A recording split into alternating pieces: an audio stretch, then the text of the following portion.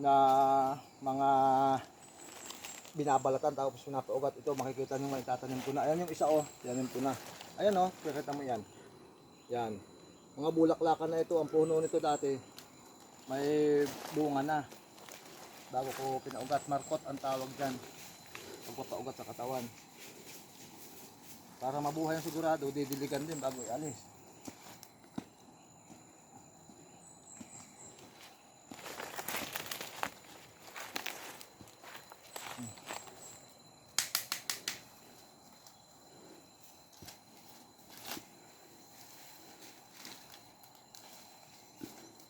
Hindi mo naman yung ibang paikot.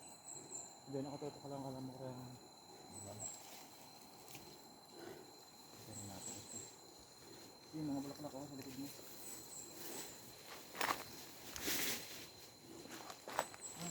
Pangit na. Ito ka mga bulaklak mo ka nakatanga. Wala.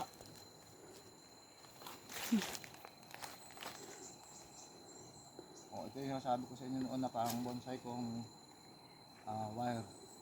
So, pinatali ko para mabilis kalagin. Madali rin itali, siyempre. Ayan. Tuka mo rito.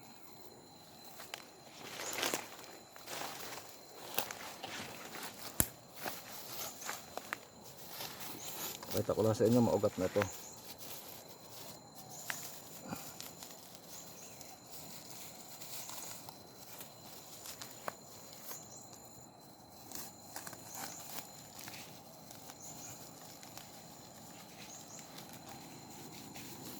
Yung mga ugat Tuka mo.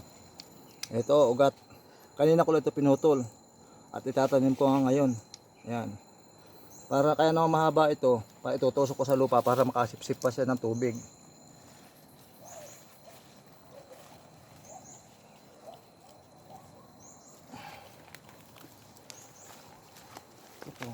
Ito ka mo butas. Tapos dadasikin para hindi siya magalaw.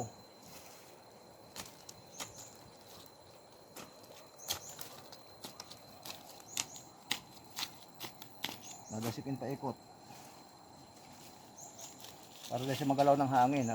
Pag humangin kasi na dadasik, gagalaw-galaw, mamatay ugat. Ayan, tapos natin didiligan para siguradong yung ugat ay basa. Saka yung lupa. Para kahit di gaanong umulan, buhay lang siya.